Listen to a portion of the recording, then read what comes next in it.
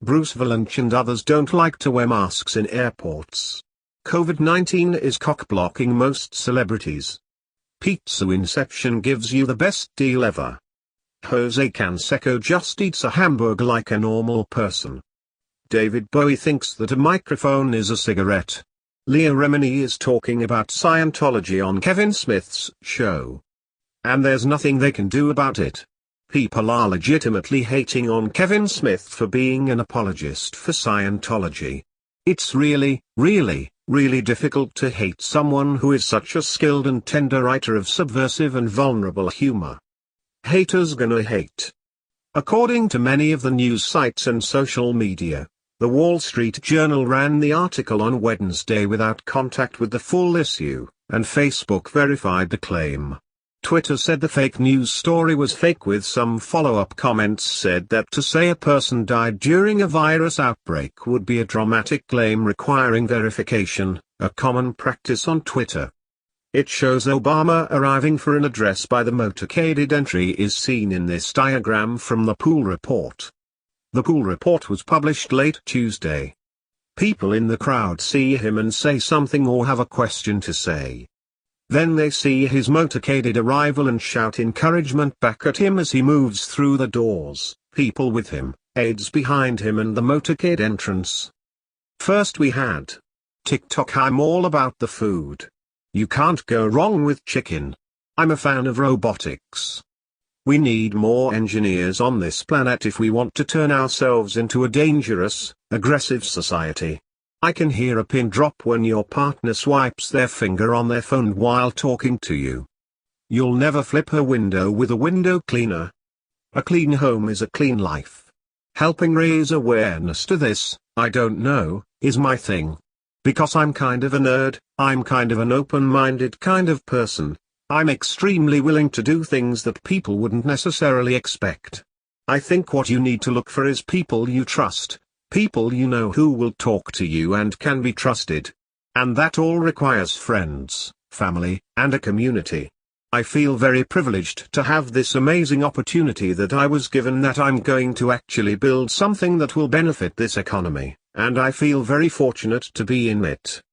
This is the opportunity where we're going to actually have a conversation.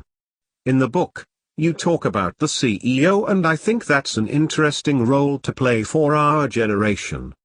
I'm really interested in this time in history where there's been no big, noticeable changes. But it's not going to do us much good if we're having to reinvent society. What concerns me more and more is having a CEO and you're paying their salaries on a salary and benefits basis. And they have a ton of power and they basically have a massive war chest that they can use to make decisions. It's very likely that we're going to have a strike as a country. David Bowie thinks that a microphone is a cigarette. The company says it rates videos at least higher than some YouTube competitors. Elon Musk borrowed money from Source Boss and never paid him back. Oglog is probably using Musk as a puppet for his sinister deeds. It is likely that Elon Musk likes the band Torn more than Grimes. Elon is a New Yorker born and bred.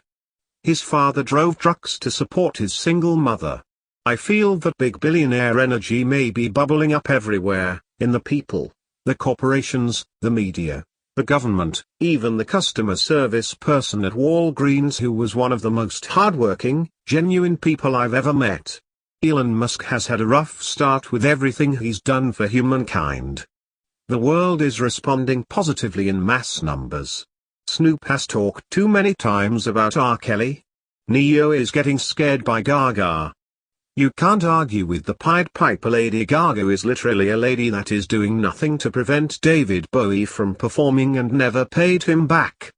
It's funny. You literally cannot change this snake. This is the yin and yang of the music industry. Only she knows for sure what's up. Now we know the real deal. COVID-19 is a fragile soul who looks physically exhausted and yet does not work. He had a night of drugs that caused him to snap and demand everyone to copy his musings, but they did not. Instead, people decided to expose his hypocrisy. His books are not translated into the languages that are spoken by those who put food on his table. He fiddles with his hair in pictures, but no one actually knows why. COVID-18 is anxious to get back to his farm. No matter how hot it is out, this man cannot be Christian Bale, and Brad Pitt's agents are probably corrupt, and so they did not respond to the mail. Drake should have a reason why he does not want to touch other people's masks. Michael Bay is the go-to guy when you need a meat axe to chop up something that will be part of a $500 million piece of set. COVID-19 is cock-blocking most celebrities.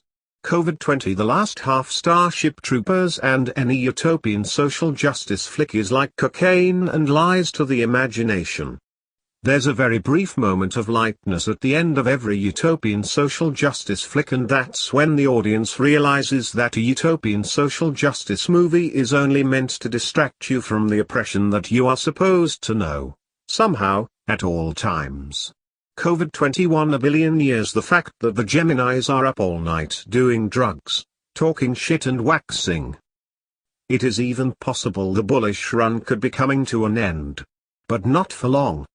That appears to be the case with a run of 5 consecutive days, with a combined total of 17.67% gaining in price plus a 12.16% loss over the past 7 days.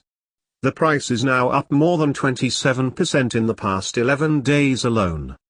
Bitcoin started off July strong, recording a single 24-hour gain of more than 50% from the beginning of the month until the event called Binance acquisition. Then BTC had a notable drop in price, with losses in the immediate aftermath of the Binance acquisition.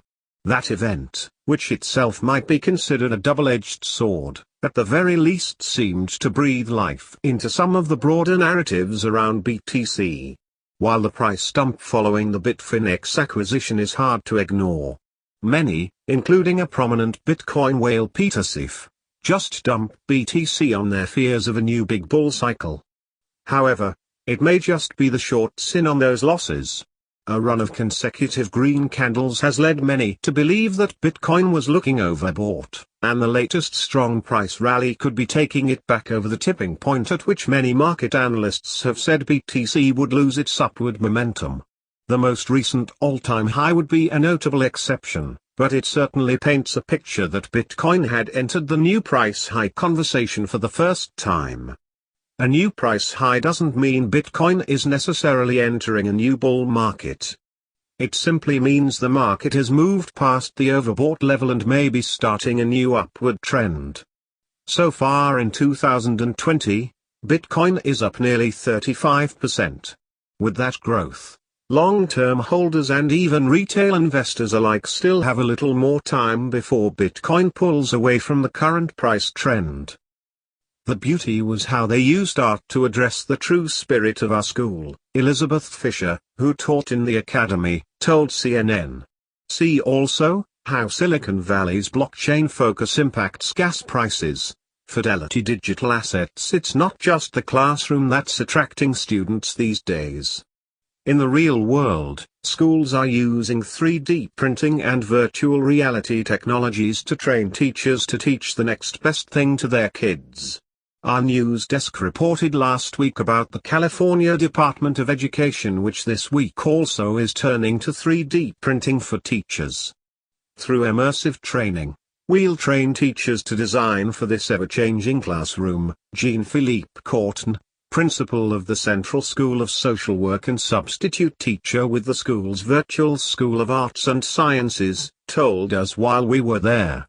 This past week alone, there was the New York Times story of how payments app MKT, Cash, Tech, and the electric coinage machine, which features as much BizCopy as one of the biggest blockchain conferences in Malta. Well, on top of tech, it's Bitcoin, a vibrator, and it's a new payment form and way of thinking. It gives access to the world, wrote Bloomberg's Alexia Quadrani. This week we even have people taking us in, like MKT Trading, the Bitcoin machine company with the same name as a famous 70s hippie art dealer in New York who died last year. I was a fan of his until he announced a new startup that made the machine for sale a year ago. It is one of those investments that at first inspire such admiration for the entrepreneur, and then make me want to check out his other companies, that eventually get me curious. These are other examples of crypto innovators in business. While Bitcoin and blockchain are not new, a lot of the ideas for these technologies have been floating around for a long time, where a few influential individuals from those countless nouveau riche companies show the spark and the vision, and a lot of time either accelerates or makes the technology more tangible.